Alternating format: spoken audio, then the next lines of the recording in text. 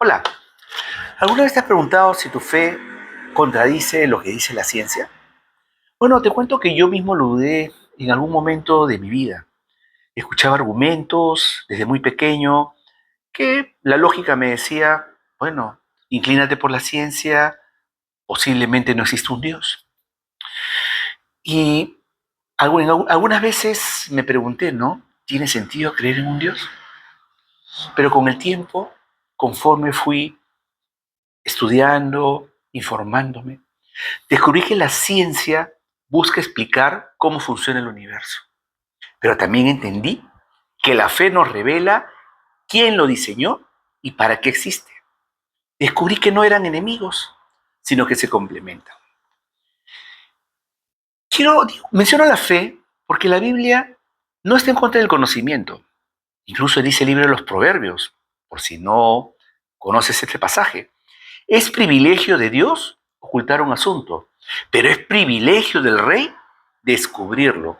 Eso significa que investigar, descubrir, aprender es parte también del plan de Dios.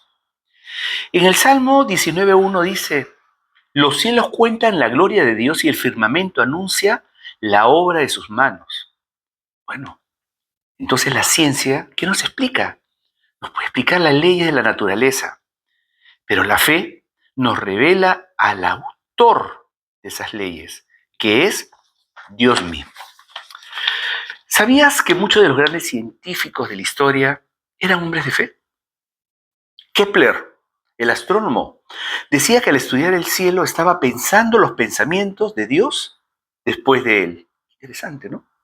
Faraday, el padre de la electricidad moderna, era un profundo creyente. Mendel, padre de la genética. Muchos habrán escuchado la ley de la genética. Era un monje. Y Luis Pasteur, fundador de la microbiología, decía, escuchen, un poco de ciencia aparta de Dios, pero mucha ciencia nos devuelve a Él. Y quiero mencionar a un personaje que todos también hemos estudiado, hemos escuchado, que se llama Isaac Newton, uno de los grandes científicos de la historia. Él descubrió la ley de la gravedad, pero para él, cada descubrimiento era una razón más para creer en un ser supremo, creer en Dios. Y él mismo lo decía. Newton escribió, el orden tan bello del Sol, los planetas, los cometas, no pueden proceder sino del plan de un ser inteligente y poderoso. Él estaba convencido de que la naturaleza mostraba la huella de un creador. También decía, la ciencia responde al cómo funcionan las cosas y la fe responde al quien las hizo y al para qué existen.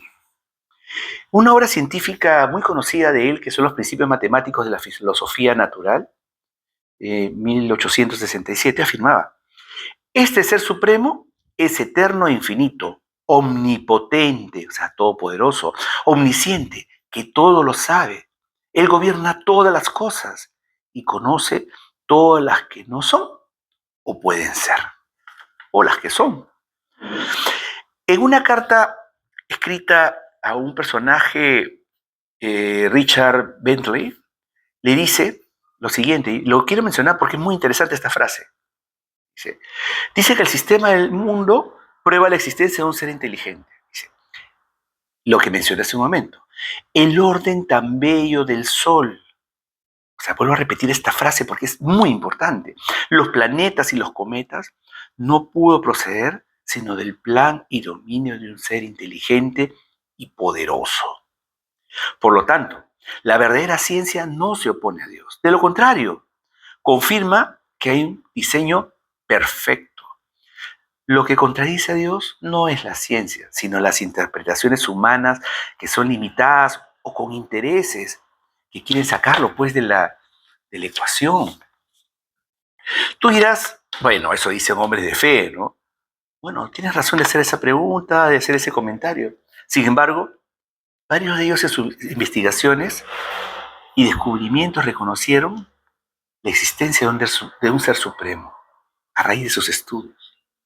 Y para que tengamos las cosas más claras, respondiendo a tu comentario, si es que te lo has hecho, mencionaré algunos científicos y agnósticos, ¿ya?, que eran ateos o agnósticos, que también llegaron a conocer que Dios existe. Anthony Flew, filósofo, uno de los ateos más influyentes del siglo XX. Él fue ateo militante durante 50 años. Luego aceptó la existencia de Dios. Dijo: ahora creo que el universo fue creado por una inteligencia infinita. Creo que las leyes del universo son producto de lo que los científicos han llamado la mente de Dios. Creo que la vida y la reproducción tienen su origen en una fuente divina. Albert Einstein, que no fue religioso en sentido tradicional, pero reconoció un creador, dijo: mi religión consiste en una humilde admiración del espíritu superior, ilimitado, que se revela en los pequeños detalles que son capaces de percibir con nuestra mente débil y frágil. Quiero saber cómo Dios creó el mundo. No me interesa tal y cual fenómeno, ni el espectro de que este o aquel elemento. Quiero conocer sus pensamientos. Los demás son detalles. Bueno, vamos a mencionar a Francis Collins, genetista, líder del proyecto de genoma humano. Dijo: el lenguaje de Dios se encuentra en el ADN humano. Cuanto más exploró la ciencia, más me maravillo del creador. Y se convirtió al cristianismo al estudiar justamente esa complejidad del ADN.